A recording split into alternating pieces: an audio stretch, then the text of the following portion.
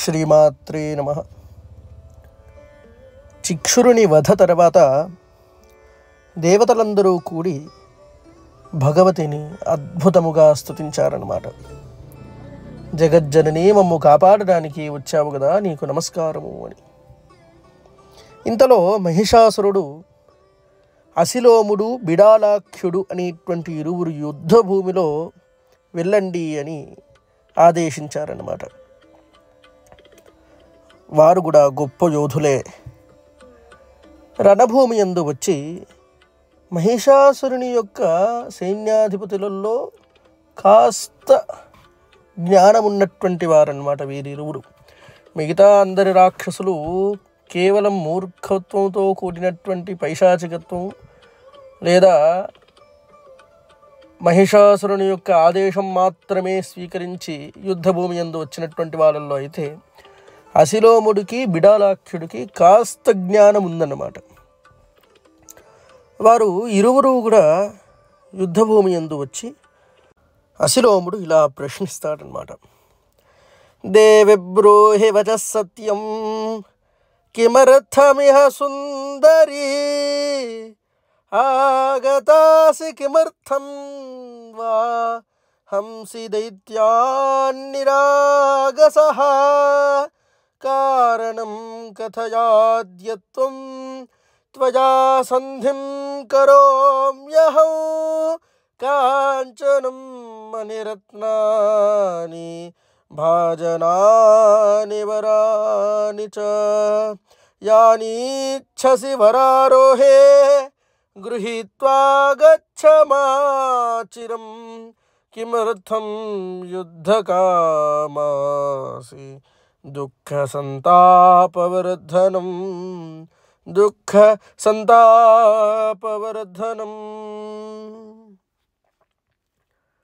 ఓ ఉత్తమమైనటువంటి శరీరాన్ని ధరించినటువంటి స్త్రీ,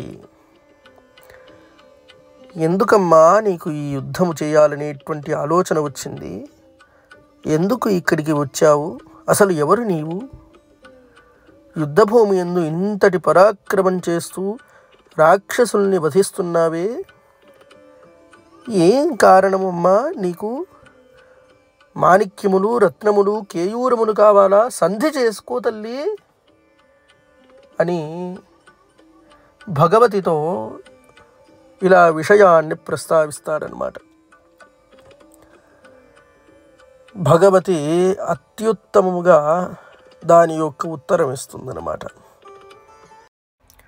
మహిషస్తు దురాచారో దేవాన్ వై హంతుముద్యతః జ్ఞాత్వాహం తద్ధదార్థం భో ప్రాప్తాస్మి రాక్షసాధునా తం హనిష్యే దురాచారం సురశత్రుం మహాబలం గచ్చవా తిష్ఠ కామత్వం సత్యమేతదాహృతం బ్రూహి వా తం దురాత్మానం రాజానం మహిషీసుతం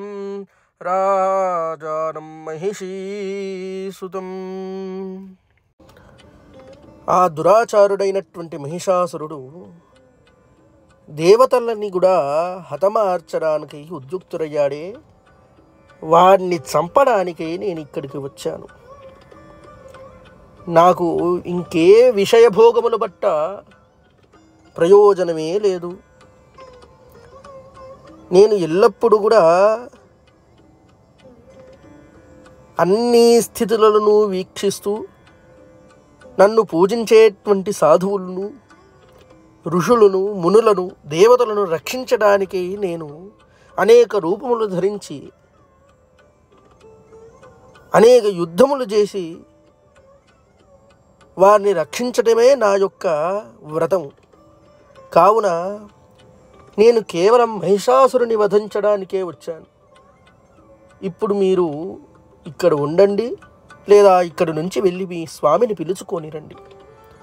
ఇక్కడ ఉన్నట్లయితే నాతో యుద్ధము చేసి మీరు మరణిస్తారు. మీరు ఆ విషయం పట్ల ఆలోచించుకోండి అని భగవతి చెప్తుందన్నమాట. అప్పుడు బిడాలాఖ్యుడు ఇలా చెప్తాడనమాట.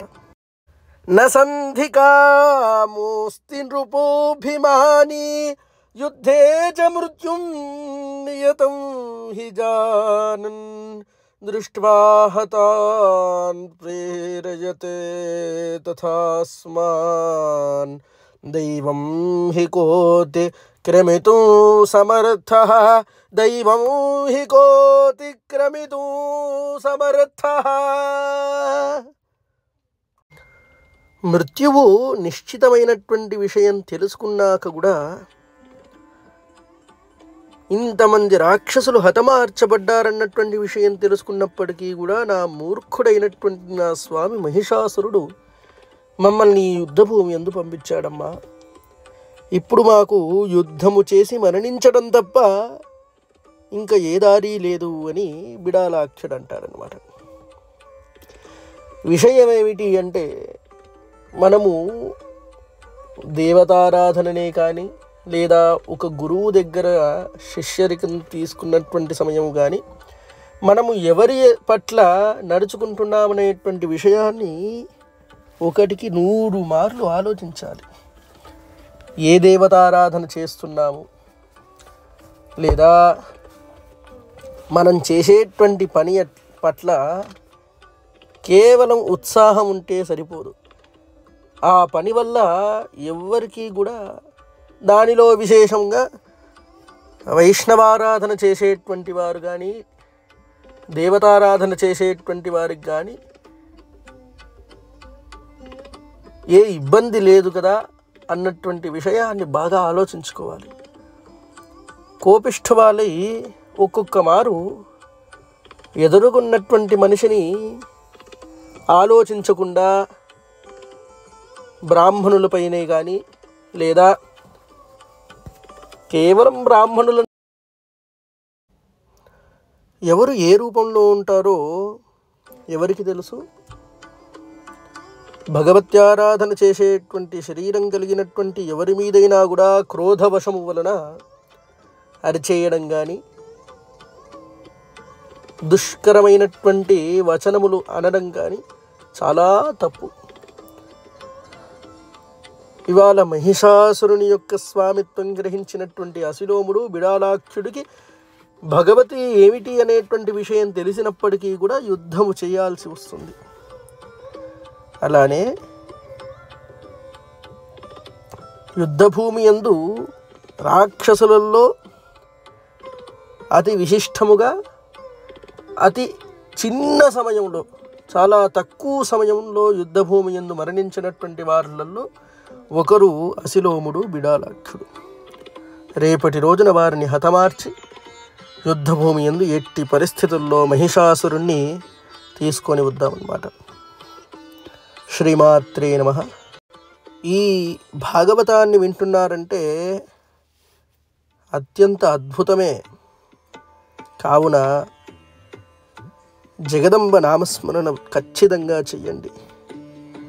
మన జీవితం ఉద్ధరింపబడుతుంది. జగదంబాయై నమః.